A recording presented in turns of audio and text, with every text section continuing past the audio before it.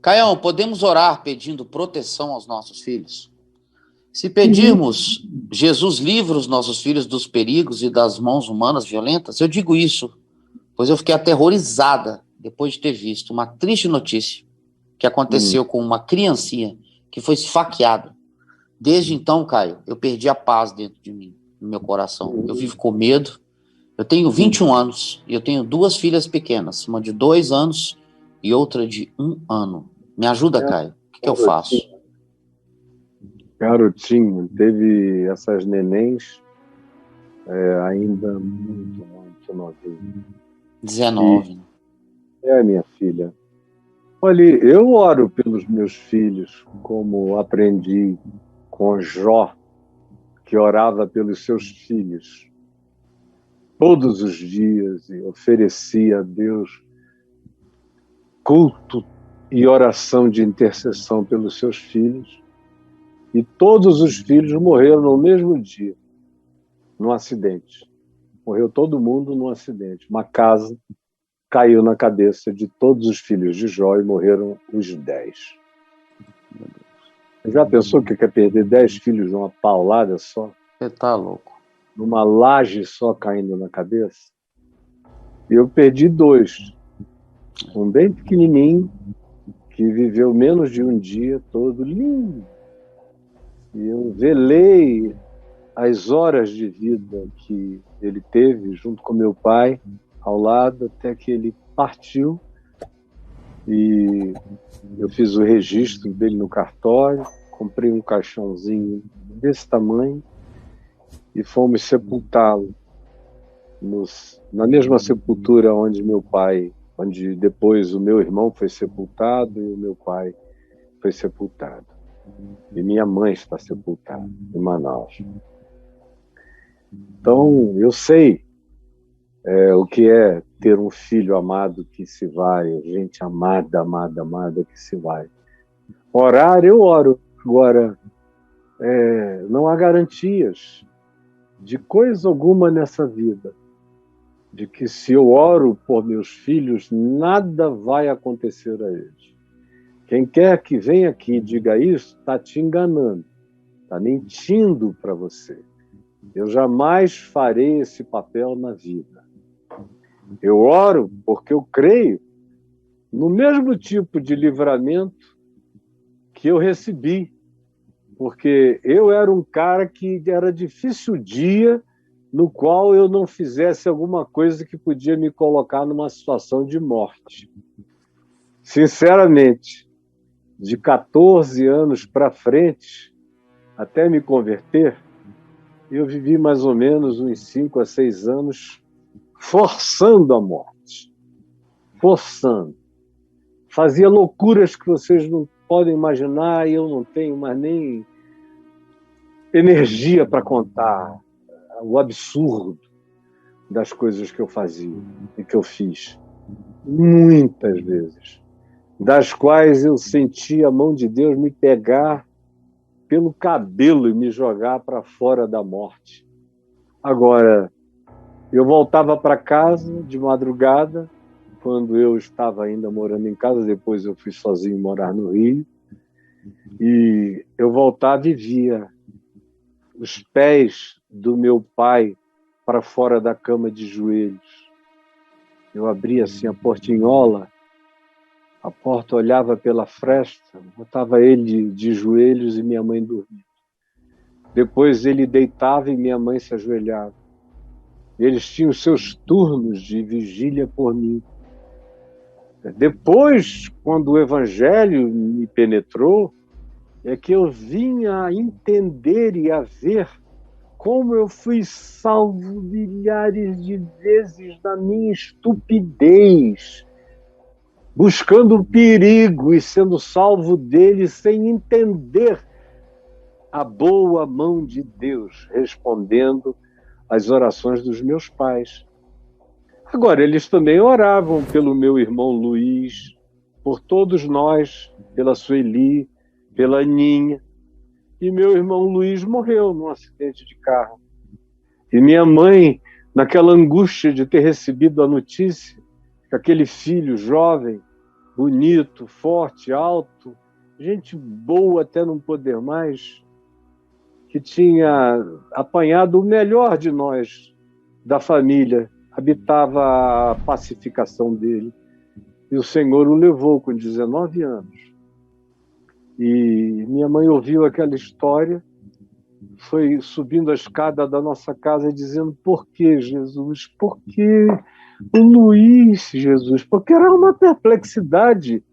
Ele era o melhor de nós, o mais tranquilo, dos que já tinham o manifesto, quem poderiam se tornar. Ele era o mais interessante. E ela foi subindo a escada da casa perguntando: por que, Jesus? Por que, Jesus? E aí abriu a Bíblia. E a leitura caiu aqui em cima de Isaías, capítulo 57, no final do verso 1, início do verso 2, que diz assim: pois o justo é levado antes que venha o mal e entra na paz. Pois o justo é levado antes que venha o mal e entra na paz. Então, quando meu garotinho de um dia partiu, eu fiz a mesma expressão de gratidão. Obrigado, Senhor, porque ele viveu bastante para ter vivido. E na sua pureza e inocência, ele entrou e foi levado e não vai ver o mal e mergulhou na paz. Mesma coisa do meu filho Lucas, com 22 anos, que viu o mal, que sofria o mal, que me pediu diversas vezes em lágrimas quentes e copiosas, botava o rosto do meu ombro, chorava intensamente. Eu deitava em cima de mim na cama, estirado, ele era bem maior do que eu, e chorava em mim, dizendo: pai, eu não gosto do mundo, eu não gosto, pede a Jesus para me levar antes, eu não quero ficar aqui. Se você vai e eu fico, a minha vida vai ser uma miséria, porque eu detesto o mundo, eu detesto o que eu vejo. Eu não queria ficar aqui, eu queria partir. Então, quando você ouve essa oração vinda do seu filho tantas vezes, aí chega um dia em que ele é atropelado e é levado, sem sentir nada, e entra na glória, eu senti toda a dor do mundo, mas com toda a gratidão, estranhamente com toda a gratidão. Doía mais do que eu sabia que a dor era possível no coração. Ao mesmo tempo, estranhamente, tinha uma paz doce. Aquela dor era uma dor doce. E a minha gratidão lavava a minha dor. Porque o justo foi levado antes que o mal penetrasse nele. E ele entrou na paz. Então não pense na sobrevivência na Terra. Tem muito crente para quem a única vida que existe é essa vida aqui terrena.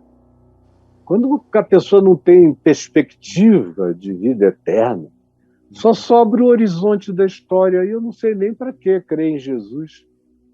Porque se a nossa esperança em Cristo, Paulo diz, se limitasse ou se limita apenas a esta existência, nós somos os mais infelizes de todos os homens, de todas as mulheres, de todos os seres humanos.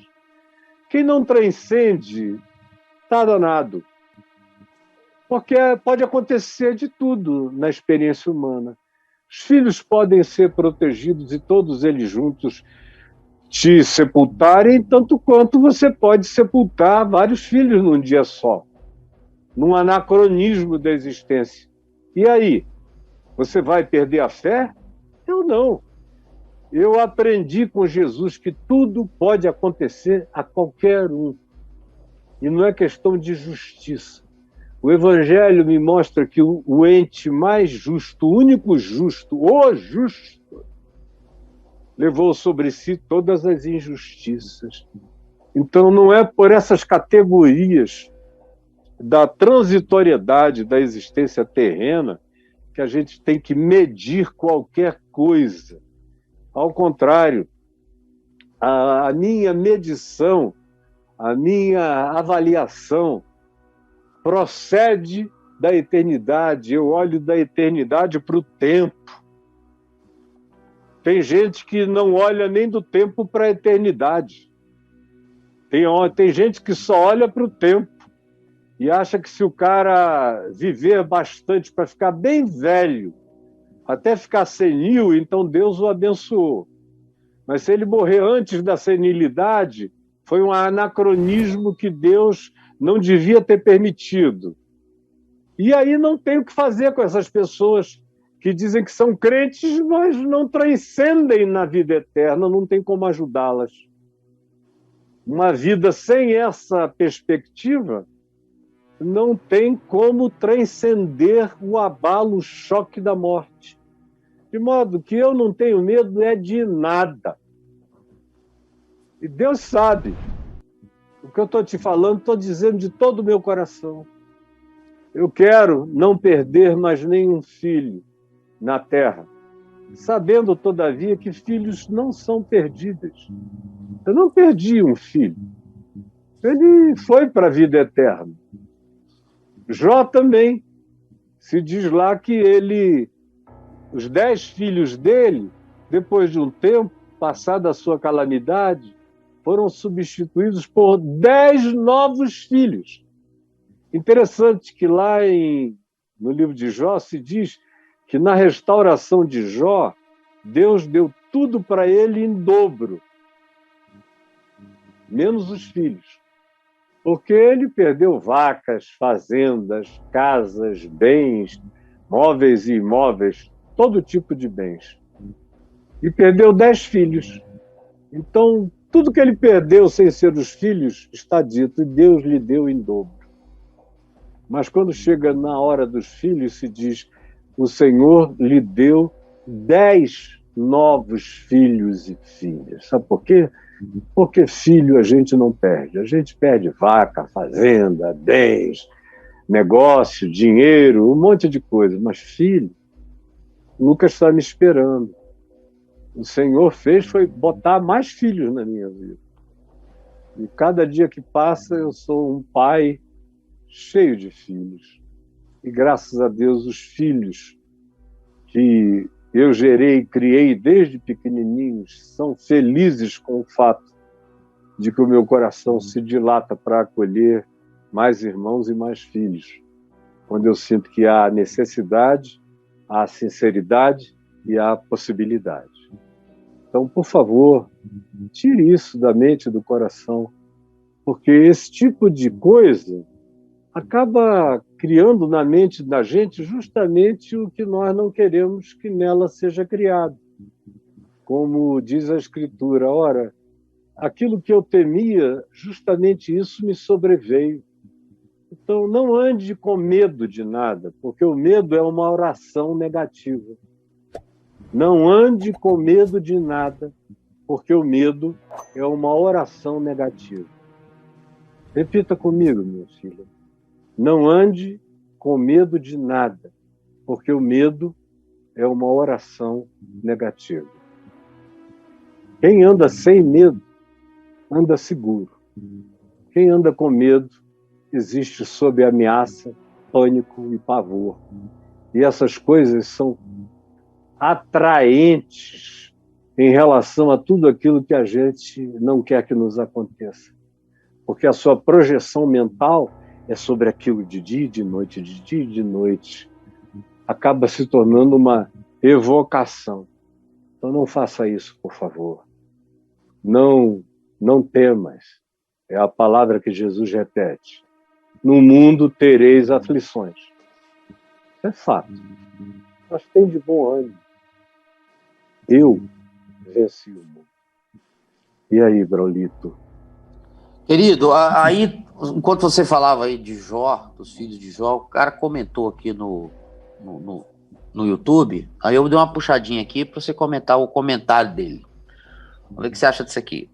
Segundo estudos Os filhos de Jó viviam de festas e bebedeiras. Cada dia era na casa de um, tanto que Jó fazia sacrifícios nas madrugadas para compensar isso. Mas tanto faz, não há nenhuma negatividade na narrativa bíblica. Aquilo ali era o que havia com naturalidade na vida de qualquer um que tenha 10 filhos. E que tenha bens e que tenha posses, e todo mundo vive bem. Em momento algum tem qualquer relação de causa e efeito. O que ele precisa é ler o meu livro, O Enigma da Graça, porque ele está pensando com as categorias dos amigos de Jó, que são aqueles 3 que levaram mais um quarto, que ficaram azucrinando Jó, querendo que Jó admitisse um pecado na vida dele, ou na vida da casa dele, ou qualquer coisa. Ou seja, você está sendo instruído, esses pseudo-estudos que você diz que tem estudiosos, são os estudiosos da burrice. Porque o livro de Jó inteiro é uma quebra de karmas, é uma quebra de interpretação teológica de causa e efeito, que era justamente o argumento dos amigos de Jó. Deve ser com os amigos de Jó que você está estudando, e que levaram pau de Jó e de Deus. E no fim de tudo foram pedir a Jó para orar por eles. Porque o Senhor disse: vocês estão pedindo perdão a mim? Vão pedir ao meu servo Jó para orar por vocês. E aí está tudo certo. Porque vocês só me fizeram foi sentir desejo de espirrar a ira santa em cima da arrogância de vocês para com a dor do próximo. Aí isso é coisa de estudioso burro, de teologia moral de causa e efeito. Que aí querem explicar, não, Jó perdeu os filhos porque os garotos bebiam. Jó também, meu filho, porque os garotos comiam bem. Jó também. Todo mundo que podia viveu bem. Abraão podia, viveu o que podia. Cada qual em cada tempo. Não traga esse tipo de coisa que é blasfêmia contra a graça de Deus, contra o ensino de Jesus. Vieram para Jesus com essa perguntinha aí dos teus estudiosos. Desculpa eu ter ficado irritado. Eu quero te dizer que a tua pergunta me irritou, porque é uma coisa burra, meu filho. Vieram para Jesus dizer: olha, o senhor viu que a torre de Siloé caiu sobre 18 pessoas que estavam subindo lá para olhar lá de cima para baixo? É porque eles eram mais pecadores? Aí Jesus disse: em verdade eu vos digo que nenhum deles era mais pecador do que os outros habitantes de Jerusalém, indo ao templo, oferecendo sacrifícios, isto, aquilo, aquilo outro. Mas em verdade eu vos digo que se não vos arrependerdes, todos, você que está aqui, ó, todos igualmente perecereis. Todos, Braulio, todos igualmente perecereis.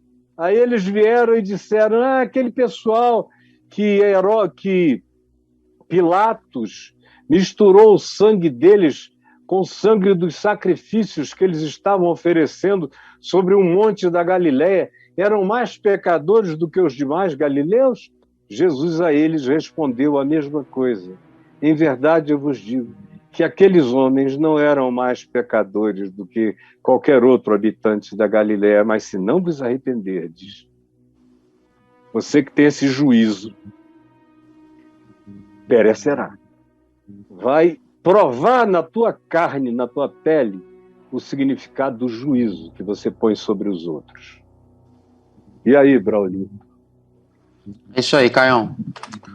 Acabou. Agora, o meu livro está aí, né? O Enigma da Graça. Não custa nada desemburrecer um pouco. Porque, pelo amor de Deus, aprender sobre sofrimento humano na igreja evangélica é a mesma coisa que aprender sobre solidariedade e compaixão na máfia. Solidariedade e compaixão com os milicianos. Meu Deus. A mesma coisa é tentar aprender sobre sofrimento humano a partir de um púlpito evangélico, especialmente dos púlpitos de natureza mais moralista, que praticam essa teologia kármica de causa e efeito. Se alguma coisa aconteceu com alguém, é porque estava em pecado. Aí vem para cá que eu perco a paciência e te dou uma lição até você pedir para parar, tá bom? Mas pedir humilde, porque isso é uma brutalidade que vocês fazem contra o próximo. Parem com isso, para que vocês não sejam visitados justamente por aquilo que vocês comentam contra a existência do próximo. Esses argumentinhos são do inferno, meu filho. Para com isso enquanto você pode.